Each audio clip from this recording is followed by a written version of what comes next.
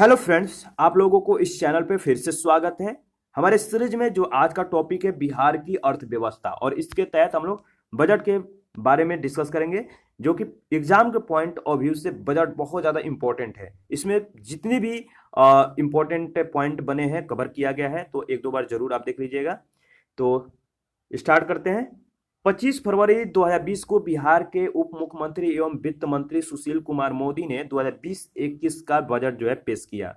2020-21 का कुल व्यय बजट अनुमान जो था 2,11,761.49 करोड़ रुपए, जो वित्तीय वर्ष 2019-20 के बजट के अनुमान के अनुसार 11,260.48 करोड़ रुपए अधिक था। वित्तीय वर्ष 2020-21 में स्थापना एवं प्रतिबद्ध व्यय का बजट अनुमान जो था 1,05,995.14 करोड़ रुपए, जो वित्तीय वर्ष 2019-20 के बजट के अनुसार जो था कितना अधिक था, 5,261.36 करोड़ रुपए। वित्तीय वर्ष 2020-21 में कुल राजस्व व्यय 1,64,751.19 करोड़ रुपए अनुमानित किया गया, जो वित्तीय वर्ष 2019-20 के बजट के अनुसार 9,520.54 करोड़ रुपए अधिक था। तो याद रखना मोटा मोटी कि जो 2019-20 का बजट था 2020-21 की अपेक्षा कम था। किसमें? राजस्व व्यय की जो अनुमान किया गया था इसमें। वित्तीय वर्ष 2020-21 में कुल पूंजीगत व्यय कितना था? 47,010.30 करोड़ रुपए, और जो वित्तीय वर्ष 2019-20 के बजट के अनुसार कितना था, आप देख सकते हैं 45,270.36 करोड़ रुपए से 1,739.94 करोड़ रुपए अधिक। तो ये ध्यान रखना है। देखिए, इसमें बहुत ज्यादा डेटा दिया गया है, तो इम्पोर्टेंट तो है, बट डेटा को रटना उतना इम्पोर्टेंट नहीं है। मोटा मोटी आपको याद रखना है कि पिछले वाले बजट से जो अब का बजट था उसमें क्या क्या चीजें परिवर्तन हुआ था, ये ज्यादा इंपॉर्टेंट है। वित्तीय वर्ष 2020-21 में राजस्व और पूंजीगत व्यय क्रमशः आप देख सकते हैं इतना था, और जो कि कुल व्यय का जो इतना था क्रमशः 77.80% और 22.20% था। वित्तीय वर्ष 2020-21 में विकासात्मक और गैर विकासात्मक व्यय क्रमशः कितने थे? 1,51,831.93 करोड़ रुपए, जो 59,929.57 करोड़ रुपए है, जो कुल व्यय का 2,11,761.49 करोड़ रुपए का क्रमशः 71.70% और 28.30% है। वित्तीय वर्ष 2020-21 में कुल राजस्व प्राप्ति, देखिए ये थोड़ा सा बोरिंग टाइप का है, तो आप एक दो बार खुद से जो है स्टडी कर लीजिएगा। 2020-21 में कुल राजस्व प्राप्तियां इतना हुई थी, इतना करोड़ अनुमानित है, जो वित्तीय वर्ष 2019-20 के बजट के अनुमान के अनुसार जो है इतना करोड़ रुपए अधिक है। वित्तीय वर्ष 2020-21 में राज्य के अपने स्रोतों से कर राजस्व प्राप्ति के रूप में आप देख सकते हैं कि 34,750 करोड़ रुपए अनुमानित है, जो वित्तीय वर्ष 2019-20 के बजट के अनुसार जो है 33,800 करोड़ रुपए से 950 करोड़ रुपए अधिक है। वित्तीय वर्ष 2020-21 में राज्य के अपने स्रोतों से गैर कर राजस्व के रूप में 5,239.28 करोड़ रुपए प्राप्त होने का अनुमान है, जो वित्तीय वर्ष 2019-20 के बजट के अनुसार 432.28 करोड़ रुपए अधिक है। ये ध्यान रखना है। देखिए, डेटा बोलते वक्त कुछ गड़बड़ हो जाए तो इसके लिए सॉरी। आप डेटा को एक बार ध्यान से खुद से जो है स्टडी करिएगा। वित्तीय वर्ष 2020-21 में राज्य को केंद्र सरकार से केंद्रीय करों के हिस्से के रूप में जो है 91,180.6 करोड़ रुपए प्राप्त होने का अनुमान है। यह वित्तीय वर्ष 2019-20 के बजट के अनुमान के अनुसार जो है कितना अधिक है, तो 2,058.81 करोड़ रुपए अधिक है। वित्तीय वर्ष 2020-21 में राज्य को केंद्र सरकार से सहायक अनुदान के रूप में 52,754.10 करोड़ रुपए प्राप्त होने का अनुमान है, जो वित्तीय वर्ष 2019-20 के बजट के अनुसार अनुमान के अनुसार 49,019.38 करोड़ रुपए से 3,734.72 करोड़ रुपए अधिक है। यानी वित्तीय वर्ष 2020-21 में केंद्रीय प्रक्षेत्र स्कीम के लिए जो है 504.01 करोड़ रुपए रखे गए हैं। वित्तीय वर्ष 2020-21 में जो है 19,172.80 करोड़ रुपए राजस्व बचत रहने का अनुमान है, जो सकल राज घरेलू उत्पाद 6,85,797 करोड़ रुपए का यानी 2.80% है। याद रखिएगा, ये प्रतिशत जो है इंपॉर्टेंट है, ज्यादातर प्रतिशत वाला सवाल जो है पूछा जाता है। 2020-21 में जो है आप देख सकते हैं 20,374 करोड़ रुपए राजकोषीय घाटा रहने का अनुमान है, जो सकल राज घरेलू उत्पाद का कितना प्रतिशत है? 2.97% है। ठीक है, इसके बाद आप देख सकते हैं वित्तीय वर्ष 2020-21 में लोक ऋण का जो अधिशेष था इतना था 1,63,903.88 करोड़ रुपए, जो राज्य सकल घरेलू उत्पाद का 6,85,797 करोड़ रुपए का यानी 23.90% रहने का अनुमान है। अन्य दायित्वों के साथ लोक ऋण का अधिशेष 2,06,680.15 करोड़ रुपए रहने का अनुमान है, जो राज्य सकल घरेलू उत्पाद का कितना करोड़ रुपए यानी जो प्रतिशत है 30.14% रहने का अनुमान है, और रुपए में इतना है। ध्यान रखिएगा। देखिए, इसके बाद कुछ चीजें हैं जो समझना बहुत आवश्यक है। आपको यहाँ पे एक फिगर दिया गया है, इसमें बताया गया है कि 2020-21 रुपया जाता है कहाँ और कहाँ से रुपया आता है। मान लीजिए 1 रुपया आपके पास है, तो इसमें जो बजट को समझाया गया है कि 1 रुपया में जो रुपया आता है, 1 रुपया अगर है तो वो रुपया जो है कहाँ कहाँ से आता है और 1 रुपया में कहाँ कहाँ जो है बंटवारा किया जाता है। तो देखिए, 1 रुपया पहले समझते हैं, रुपया जाता है मतलब कहाँ कहाँ दिया जाता है। अगर 1 रुपया में अगर बांटना हो तो किस तरह से बांटा जाएगा? तो देखिए, सबसे ज्यादा अगर जो 1 रुपये में अंशदान किया जाता है यानी सबसे रुपया ज्यादा बांटा जाता है वो सामाजिक सेवाओं में, इसके बाद देखिए सामान्य सेवाओं में, इसके बाद ऋण और पेशगियों यानी 0.58 रुपये, ये सबसे कम है। इसके बाद लोक ऋण में कितना पैसा चल जाता है? 3.32 जो है पैसा जाता है। सहायता अनुदान और अंशदान में भी जो है आपका कितना पैसा जाता है? 0.01 पैसा, और आर्थिक सेवाओं में 25.90। तो इस तरह से 1 रुपये में जो है रुपयों का जो है बंटवारा कर दिया जाता है। मान के चलते हैं हम लोग 1 रुपया हमारे पास है जिसमें इन लोगों को पैसे देने हैं। फिर वही चीज है कि जो है आपको रुपया आएगा कहाँ से, तो कहाँ कहाँ से रुपया आता है? तो मान लीजिए, देखिए सबसे रुपया जहां से आता है वह केंद्रीय करों में राज्य के अंश से, यानी 43.02 जो पैसा है, ये सबसे ज्यादा जो है केंद्रीय करों में जो है राज्य का अंश प्राप्त होता है।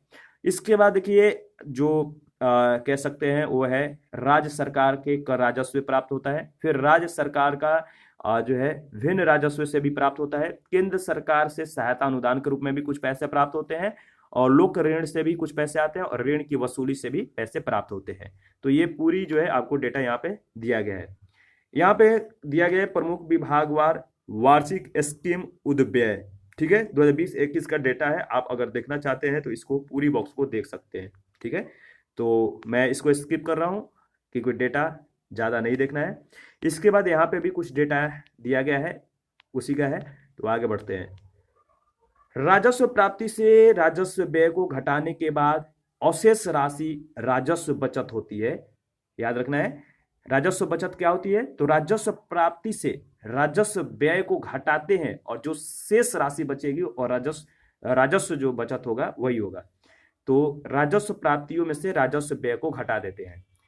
वित्तीय वर्ष 2020-21 में राजस्व बचत 19,172.80 करोड़ रुपए का है, और इस राजस्व अधिशेष का उपयोग भौतिक अधिसंरचना में निवेश जैसे सड़क, भवन, बिजली, विद्यालय, स्वास्थ्य केंद्र, सिंचाई योजनाएं आदि उत्पादक पूंजीगत परिसंपत्तियों के सृजन के लिए जो है किया जाएगा। आगे बढ़ते हैं। इसके बाद देखिए कुछ वास्तविक बजट का एक झलक दिया गया है, यहाँ पे आप देख सकते हैं। तो अगर आपको देखना है तो देख सकते हैं, यहाँ पे मदे हैं।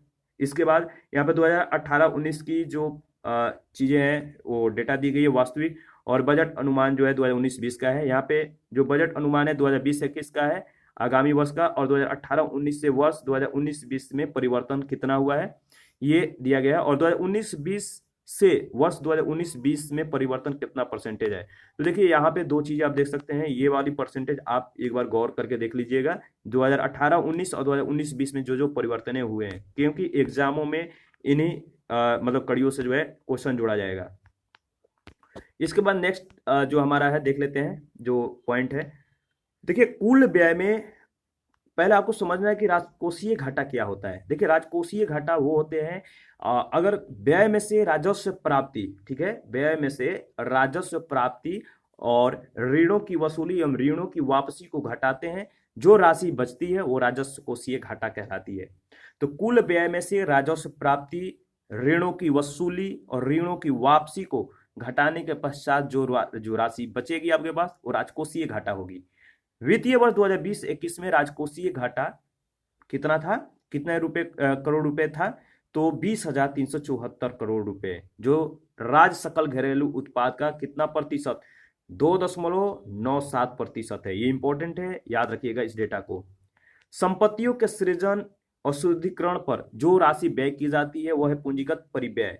2019-20 के बजट के अनुसार जो है अनुमान जो है वह है 36,592.62 करोड़ रुपए, और 2020-21 में बढ़कर इस बजट के अनुमान में जो है कितना रुपए हो गया, 38,744.59 करोड़ रुपए। यानी 2020-21 में यह जो रुपया था बढ़ गया, और 2019-20 के पूंजीगत परिव्यय से 2,151.97 करोड़ रुपए अधिक है। तो इतना अधिक है, कितना अधिक है ये इंपॉर्टेंट है।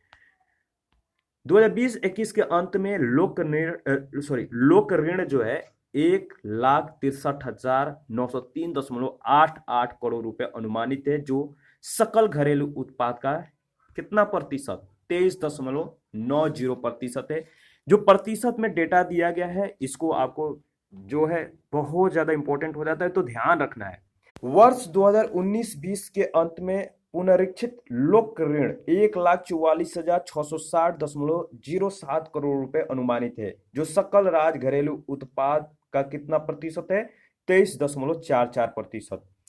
देखिए बिहार उन राज्यों में से एक है जिसने राजकोषीय प्रबंध को गंभीरता पूर्वक लिया है और FRBM अधिनियम को सही मायने में लागू किया है। FRBM जो एक्ट है इसको आपको एक बार जो है सर्च कर लेना, देख लेना, इसकी पूरी डेटा जो है बहुत ज्यादा इंपॉर्टेंट है। FRBM एक्ट बहुत सारे एग्जामों में भी पूछे गए हैं। वित्तीय वर्ष 2020-21 में राजकोषीय घाटा जो है 2.97% अनुमानित किया गया, और 2020-21 के लिए राजकोषीय घाटे की जो अधिसीमा थी वो 3% निर्धारित किया गया। 2019-20 के पुनरीक्षित अनुमान में राजकोषीय घाटा 9.45% प्रदर्शित हो रहा है, परंतु वित्तीय वर्ष के अंतिम माह में प्रत्यर्पण के पश्चात इसके 3% की अधिसीमा में रहने का अनुमान है। तो इस डेटा को याद रखिएगा। इसके बाद देखिए यहाँ पे कुछ डेटा दिया गया है। पहले मैं पूरी पेज को आपको दिखा देता हूँ ताकि आप पूरी पेज को एक साथ ओवरव्यू ले सकें। अर्थव्यवस्था का संरचनात्मक परिवर्तन है 2011-12 के स्थिर मूल्यों पर। तो आप यहाँ पे देख सकते हैं प्राथमिक, द्वितीयक, तृतीयक प्रक्षेत्र के साथ साथ 2016-17, 2017-18, 18-19 इसके साथ 2016-17, 17-18, 18-19 ये अखिल भारत और ये बिहार का डेटा के साथ जो है तुलना किया गया है। इसी तरह जीवीए और जीएसवीए का आर्थिक संरचना में हिस्सा जो है प्रतिशत में दिया गया है। तो पूरी डेटा को आप देख सकते हैं, ठीक है। तो मैं इस डेटा को स्किप कर रहा हूँ और आप जो है इसको जो है पॉज करके इस पेज को आप पूरी डेटा को जो है ओवरव्यू ले लीजिएगा, इंपॉर्टेंट है। आगे बढ़ते हैं।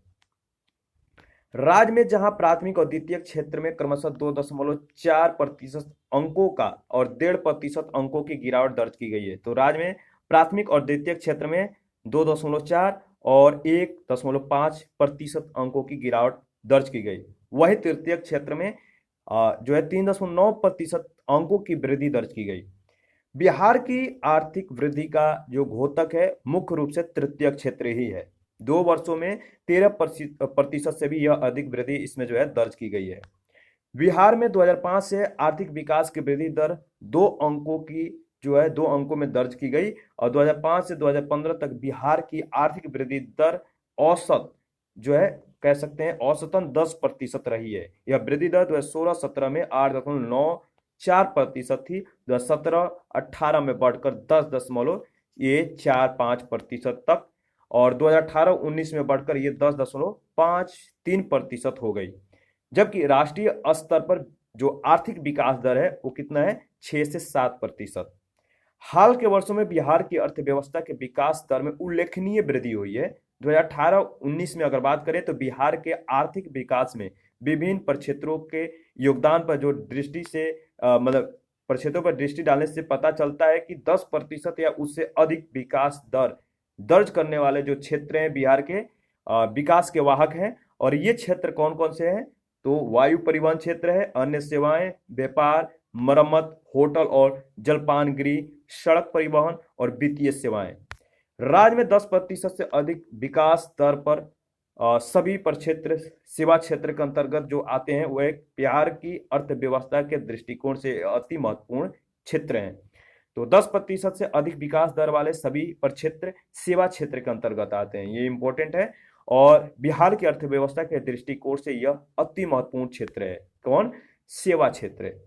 2018-19 में तृतीय क्षेत्र में वृद्धि दर के मामले में बिहार देश का दूसरा अग्रणी राज्य है। सेवा क्षेत्र का योगदान बिहार की अर्थव्यवस्था में कितना प्रतिशत से भी अधिक है? 60% से भी अधिक है। अर्थव्यवस्था में इस वृद्धि की वजह से बिहार प्रति व्यक्ति आय में पिछले 15 वर्षों में 4 गुनी वृद्धि हुई है। राज्य की प्रति व्यक्ति आय जो है यानी पर कैपिटा जीएसडीपी जो है 2004-05 में मात्र 8,773 रुपये था, जो बढ़कर 2018-19 में 33,629 रुपये हो गया। इस डेटा को याद रखिएगा, ठीक है। नेक्स्ट हमारा जो टॉपिक है वो है आर्थिक समीक्षा। इसका जो डिस्कशन है नेक्स्ट वीडियो में करेंगे। अभी के लिए इतना ही। आप अपना कमेंट जरूर दीजिए, आपके कमेंट का मुझे इंतजार रहता है। Thank you.